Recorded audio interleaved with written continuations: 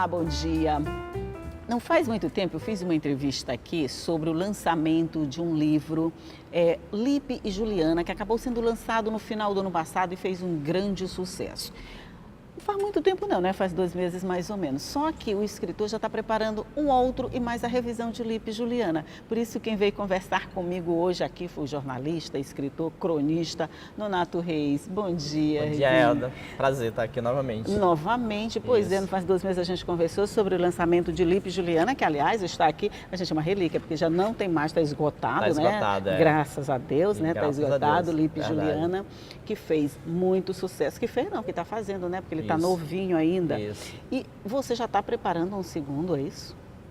O segundo livro. O segundo livro, sim. É, porque eu também estou preparando a segunda edição. A segunda edição. Certo, vamos falar desse novo. Certo. O segundo livro é um livro de crônicas e contos, né? Assinala a minha estreia nesses gêneros, né? Literários. São 40 crônicas, na verdade 40 não, 50 crônicas e contos que se passam no lugar chamado Ibacazinho, que foi onde eu nasci. Ibacazinho. Ibacazinho fica onde, gente? Ibacazinho é Viana, são 4 quilômetros de Viana. Um povoado de Viana. Povoado, exatamente. E nesse povoado, nos primórdios, aí, lá para 1900, havia a fazenda Bacazinho, sem o I, né? O povoado é Ibacazinho, Ibacazinho, mas o nome da fazenda é Bacazinho tá. ou Fazenda da Santa, assim que era conhecido, né? Ou Fazenda Bacazinho ou então Fazenda da Santa. Por quê? Porque essa fazenda pertencia à Santa, padroeira da cidade, que é a Nossa Senhora da Conceição. Que santa tem fazenda? Pois é uma coisa assim meio exótica. Que eu saiba, é algo inédito, né? Eu não conheço nenhuma outra santa que tenha se tornado fazendeira. E diga-se de passagem, ela foi uma das maiores fazendeiras de Viana. Ela chegou a ter 2.000 cabeças de gado. Né? Peraí. Vamos recomeçar. Vamos voltar a fita. Certo. A santa. Quem é essa santa? Nossa Senhora da Conceição. Nossa Senhora da Conceição. Isso. Eu não sabia desse revés latifundiário, vamos dizer assim, de Nossa Senhora da Conceição. Sim. Mas como é que ela chegou a ser proprietária? Ela tinha um representante, vamos dizer, um representante terreno? Olha, quem administrava o espólio, né, quer dizer, todos os bens da santa é a igreja, naturalmente, a igreja católica.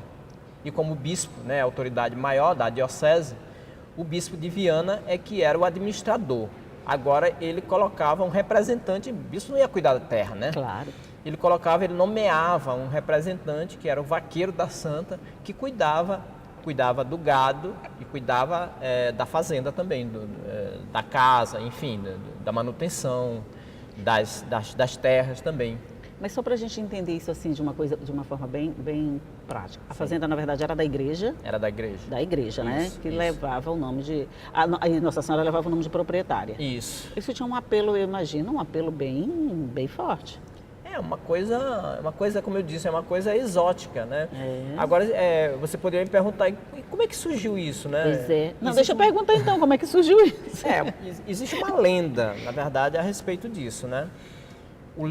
Tem um livro, História de um Menino Pobre, que é escrito pelo Salvo Mendonça.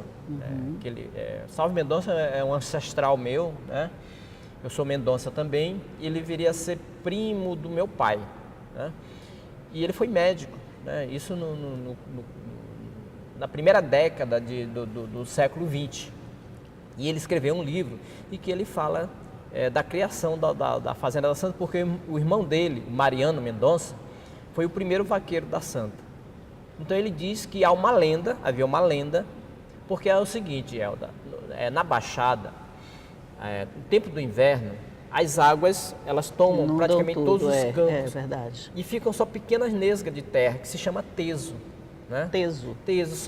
São acréscimos de terra que a água não chega, onde a água não chega. Então existem tesos grandes que dá mais de 1 quilômetro, né, de área. Então, esses tesos serviam para os criadores remanejarem o gado. Eles tiravam dos terrenos alagadiços e pegavam esse gado e levavam para os tesos. E numa dessas travessias, né, levando o gado para o teso, houve um mau tempo, com muito relâmpago e chuva, tempestade, e um dos vaqueiros assustado, teria feito uma promessa para Nossa Senhora da Conceição, que se eles conseguissem escapar, né, daquele dilúvio, né, daquele cataclismo, ele daria uma determinada quantidade de reses, né, da propriedade dele para a santa.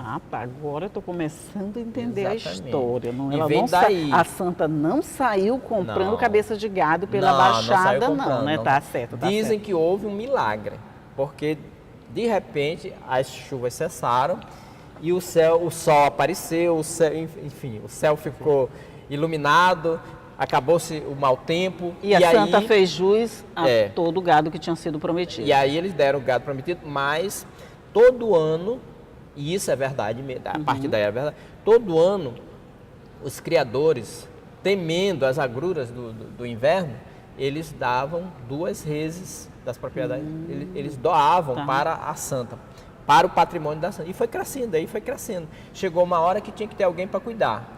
E teve um momento, isso já foi nos anos 60, 70, eu vivi muito ali por essa fazenda, porque era muito próximo lá de casa, estudei lá inclusive. Essa fazenda ela tinha 2.000 cabeças de gado. A santa era uma das maiores fazendeiras de Viana. Gente, é muito interessante essa fazenda. Então, na verdade, o livro vai ter esse nome, a Fazenda Bacazinho, né? Isso. Esse livro vai reunir o quê? Todas as crônicas que você já fez ao longo do tempo e que agora você já selecionou para fazer parte desse livro. Na verdade, eu escrevi mais de 100 crônicas sobre Bacazinho e Viana. Né? Te apaixonado por teu lugar, né? E eu selecionei dessas 100, 50. Né? Então, tem crônicas sobre a aparição de espírito, porque essa fazenda, nos primórdios, antes de ser fazenda, ela ali foi colonizada pelos jesuítas. E lá no lugar da fazenda foi erguido um engenho de açúcar que se chamava São Bonifácio do Maracu, né? Por causa do rio Maracu. Né? Sim. Então lá tem muitas histórias, havia muitas histórias de aparições. Né? É de lá que eu acho que eu li um conto que tem uma ave que fica determinando a hora da morte. Acauã, que fica determinando a hora da morte da pessoa. A Acauã é um gavião, é uma espécie de gavião.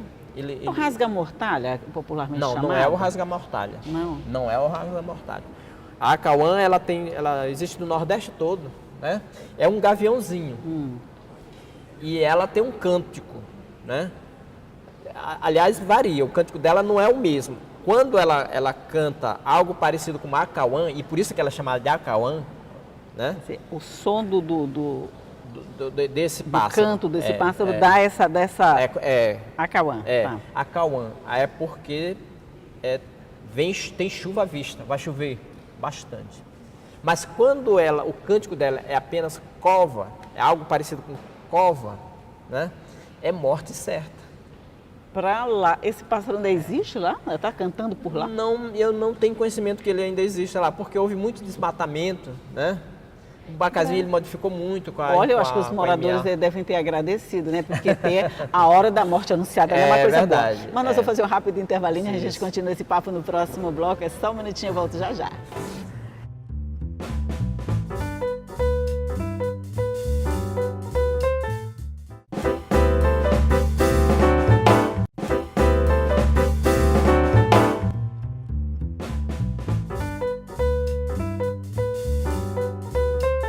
Voltamos para continuar nosso papo aqui sobre o lançamento de mais um livro do Nonato Reis, que já está preparando, e a gente está falando nessas coisas, assim, vamos dizer, curiosas que você vai colocar no livro. Eu te conheci como jornalista, sabe? Te conheci como jornalista de política, aquela coisa toda, falando muito sério. De repente eu descubro esse outro lado. Você se descobriu assim? Você sempre foi assim? Como é que veio essa questão, esse viés literário para a tua vida, Reizinho? Pois é, eu nunca nem me vi jornalista, na verdade, né? Eu vou até contar aqui uma particularidade, Elda. Porque quando eu fiz vestibular, na verdade, eu não sabia o que eu queria fazer. O meu pai queria, como todo mundo no interior, mais conservador, que eu fosse médico, engenheiro ou advogado. Meu pai queria médico. Né? Uma das 3 coisas que são as profissões mais conservadoras, né? Mais tradicionais, digamos assim. Das tradicionais, né?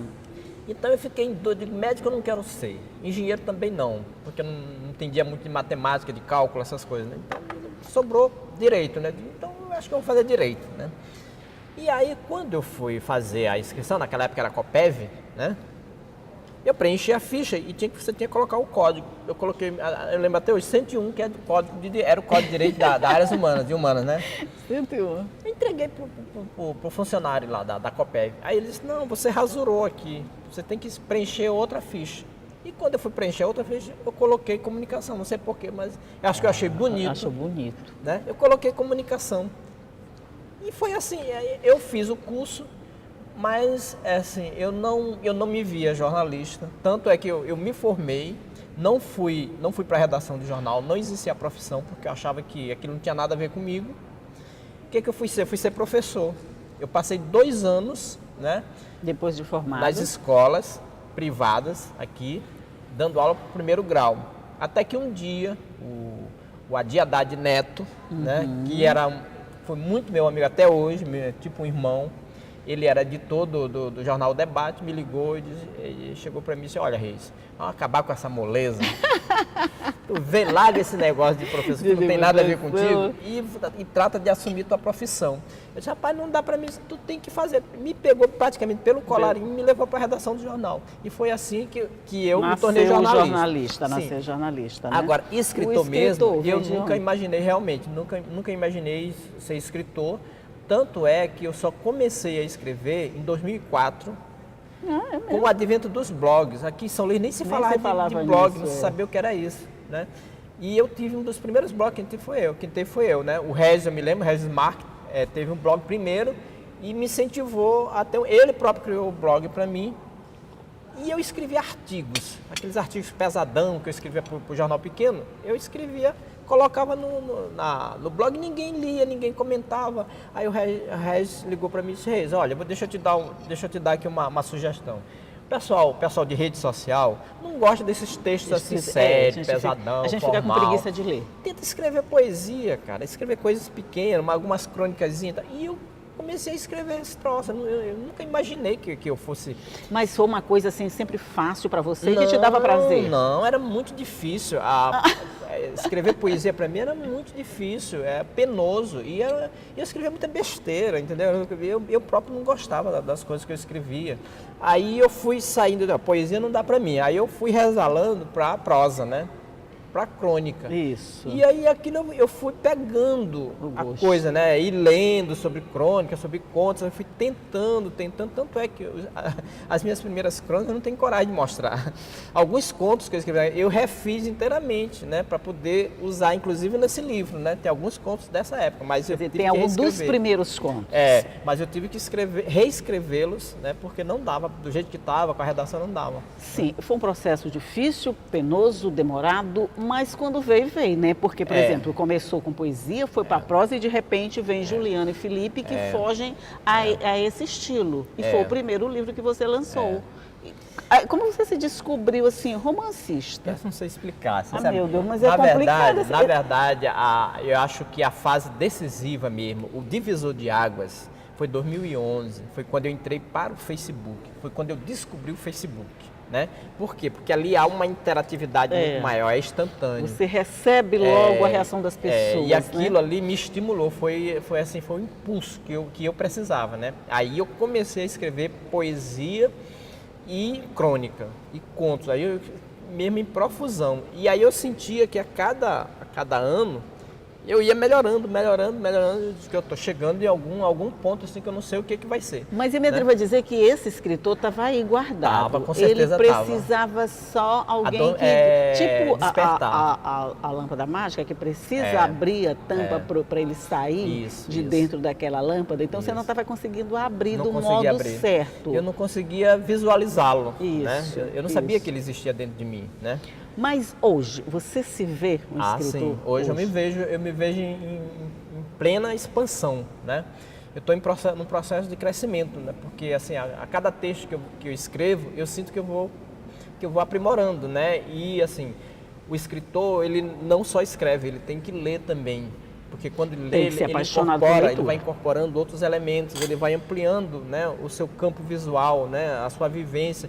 E isso é importantíssimo para quem escreve. Então a gente pode dizer que a Fazenda Bacarazinho... Bacazinho. Bacazinho, estou Bacazinho. complicada com esse nome. A Fazenda Bacazinho Não. veio, na verdade, antes de Lipe e Juliana, Foi. né? Ele começou a ser gestado bem antes, teve uma pausa e aí entrou o Lipe e Juliana. Porque esse Lipe e Juliana, eu já tinha te falado no programa anterior. E vai ele falar no atropelou inteiramente próximo o bloco, processo, porque eu vou fazer de novo um Isso. rápido intervalinho, mas a gente vai voltar já já com esse bate-papo, é só um minuto.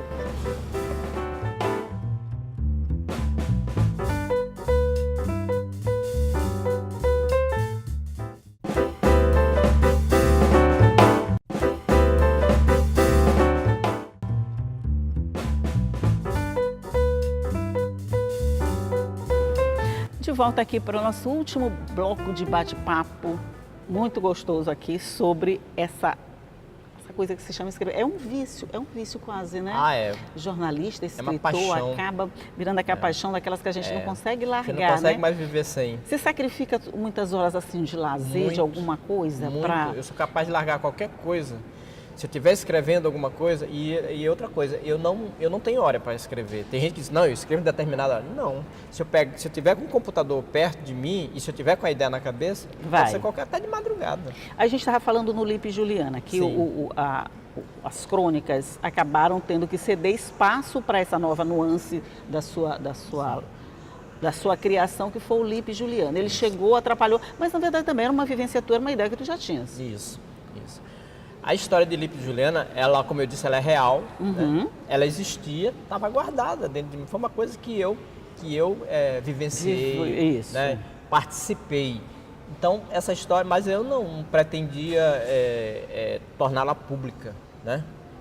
Foi uma coisa que eu vivi, que eu guardei dentro de mim e pronto, ficou ali, né? Então, eu estava escrevendo um livro de crônicas e foi como crônicas que eu comecei a resgatar essa história, né? Porque o primeiro texto que eu escrevi, o primeiro capítulo, era uma crônica, né? Que é o prólogo. Era uma crônica. Escrevi o prólogo e depois escrevi um outro texto que foi, na verdade, o capítulo final. Quando eu vi, a história estava ali desenhada, né? E veio numa velocidade, assim, uma coisa espantosa. Eu nunca imaginei me tornar um romancista, né? Porque o romance, ele é o gênero mais complexo da literatura, né? Ele impõe um grau de dificuldade muito grande para o escritor. Você não precisa ter só uma história. Essa história precisa ser verossímil, ela tem que cair no gosto do leitor. Você tem que dar vida a ela e você tem que criar personagens realmente que interajam com os leitores. Só uma curiosidade, ele também foi começando a ser lançado no Face? Você foi botando pílulas Foi escrito dele como folhetim. Como folhetim. Ele, na verdade, se você pensar bem, ele é, na verdade, quase uma novela, né? Escrito por capítulos curtos, né? E, assim, cada dia eu publicava um capítulo. Cada dia publicava um capítulo e os leitores iam interagindo e iam moldando, né, a trama. Porque eu queria levar para um lado, mas os leitores levavam para outro. Quando eu via que eles reagiam mal, aí eu tentava corrigir o rumo, entendeu? Interessante. Quer dizer, quando você vê o livro, para quem te acompanhou pelo Face, ele já é tipo assim, uma coisa conhecida. Não tem muita novidade. Vai ter o formato finalizado, vamos dizer assim. E o final, né? Que o pessoal não acompanhou, porque você não também tinha graça. Não tinha graça. É tipo novela, você tem que saber o final, qual é a graça que tem. É verdade. Mas junto com esse livro que você já tem data marcada para lançar, a Fazenda? Eu pretendo lançar em junho. Em junho. É isso. E junto com esse, você já está fazendo uma nova edição do Lipe e Juliana. Sim, vem com modificações, vem com mudanças? Tem uma editora nacional, né, que me pediu para escrever a segunda edição do livro, né, e se propõe a colocar esse livro, distribuir nas maiores livrarias do país, mas me pediu que eu incorporasse mais elementos à história, né? Tanto é que tem mais capítulos, tem uns 5 capítulos a mais. E o final, que é o epílogo, ele só tem 3 páginas. E agora ele vai ter 13 páginas, né? 13. Já está escrito, já terminei o epílogo, está faltando só incorporar os capítulos. E também o penúltimo capítulo também eu tive que reescrever também. Agora, só uma curiosidade, Lipe e Juliana foram ao lançamento do livro? Só o Lipe foi. A Juliana não. Continua rebelde. Juliana continua rebelde. Continua. Inclusive, no novo final do livro, tem uma reunião deles e que os amigos questionam a Juliana por que depois que terminou o curso, ela se afastou inteiramente, deu as costas para todos os amigos, porque ninguém mais soube de Juliana, né? Ela simplesmente desapareceu. É mesmo. E aí, eles, depois de 16 anos, em 1998, eles se reúnem para atualizar os assuntos, enfim, a turma toda. E se colocam numa mesa grande, lá no Dona Maria, ali onde havia aquele restaurante na Ponta da Areia, para atualizar os assuntos. E aí eles começam a crivar a Juliana de perguntas, por que ela tomou essa decisão de dar as costas para ele. Hein? O que ela disse? Vai ser no próximo livro? Vai. Ah, hoje eu tô querendo. Vai. Saber, Aí ela explica por que ela agiu dessa forma, né? Que abriu mão, por exemplo, do projeto dela, que era de ser editora de uma grande revista de moda, né? Ela abdica inteiramente da profissão, inclusive. Ela não foi editora, mas virou personagem. Nunca nem exerceu jornalismo. É mesmo? Nunca nem exerceu. Mas, olha, Juliana, eu gosto de Juliana porque ela é rebelde, não é nem um pingo previsível. Verdade. Tem uma vai vontade na contramão de ferro. da história, não tem medo de ser feliz, vamos verdade, dizer assim. isso. Mas a autorização ela deu, ou não? Bom, eu não pedi autorização, mas ela não reagiu negativamente. Tanto é que ela fala no começo do livro, né? Ela fala sobre a história, ela disse que foi uma honra, que ela nunca imaginou se ver numa história, que essa história é retratada e tal, inclusive, entendeu? Gente, olha, então a gente tem 2 projetos bem todos para este ano, claro. Isso. Porque a segunda edição sai ainda esse ano. Na verdade são 3 projetos. Eu tenho... Mais um? Eu tenho Lipe e Juliana, segunda edição, que deve sair daqui para setembro. Eu só não quero atropelar as coisas, mas se dependesse da história em si, do que eu já escrevi, os 2 livros seriam lançados ao mesmo tempo. Mas não dá para fazer até para não dispersar a atenção de um e do outro. E além desses 2 livros, da segunda edição e A Fazenda Bacazinho, eu tenho um livro de crônicas políticas, que é a história recontada, né? Com personagens da política do Maranhão que se destacaram ao longo dos últimos 50 anos, desde Sarney até o Flávio Dino. Aí entra o jornalista mesmo. Aí é jornalismo mesmo. Jornalismo, né? contando a tua vivência jornalística, vamos dizer assim. E esse livro deve ser lançado provavelmente na Assembleia Legislativa. Né? A Assembleia Nós vamos estar aqui esperando. A Assembleia tem uma participação realmente nesse livro. São pelo menos uns 30 personagens são da Assembleia, são pessoas que atuaram dentro do plenário da Assembleia, desde presidentes, né? Arnaldo Melo, Manuel Ribeiro, Tata Milhões, João Evangelista, enfim, muita coisa. Nossos ex-presidentes. Né? E todos os deputados que, sob o meu olhar, se destacaram de uma forma, ou negativamente ou positivamente, ao longo desse período. Olha, Nonato Reizinho para nós. É difícil para mim não te chamar de Reizinho. É uma honra. É difícil para mim.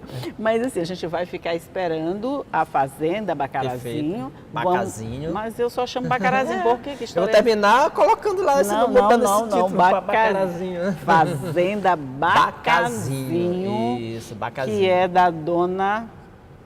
Hein? Da Santa Nossa Senhora da Conceição. Isso, pertenceu a ela. Ela não teve outra fazenda mais não, né? Não, que eu saiba não. Não, foi só essa mesmo. Você não seguiu essa carreira de fazendeiro. Mas foi uma experiência assim, meio traumática, viu? Olha, mas foi um milagre que rendeu, porque ela continuou recebendo dividendos ao longo do tempo. Vai continuar rendendo, porque tem outros livros sobre isso. Né? Ai, que legal. Mas isso é bom porque perpetua a história, perpetua vamos dizer assim, a cultura daquele lugar, né? Isso é muito interessante para a gente já está eternizado. Né? Já. É verdade. É tipo uma certa jaguarana que eu conheço.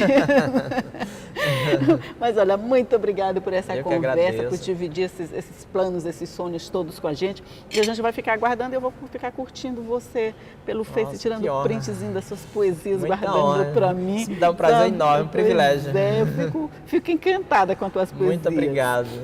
Um bom dia para você, Bom dia que também. venham mais crônicas, que venham mais Deus romances, que quiser. venham mais poesias e que o jornalista continue existindo. Amém. Amém. Bom dia para você e você já sabe, essa conversa toda fica à sua disposição no nosso site. Quiser rever, é só acessar o al.ma.leg.br e ver tudo de novo. Com certeza é um papo bem gostoso, você vai gostar também. Mas você pode rever as outras reportagens, claro, é só entrar lá nas nossas redes sociais também, na nossa página do rádio, está tudo lá para você. E todos os dias eu estou aqui 8h30 esperando você. Tchau, até a próxima.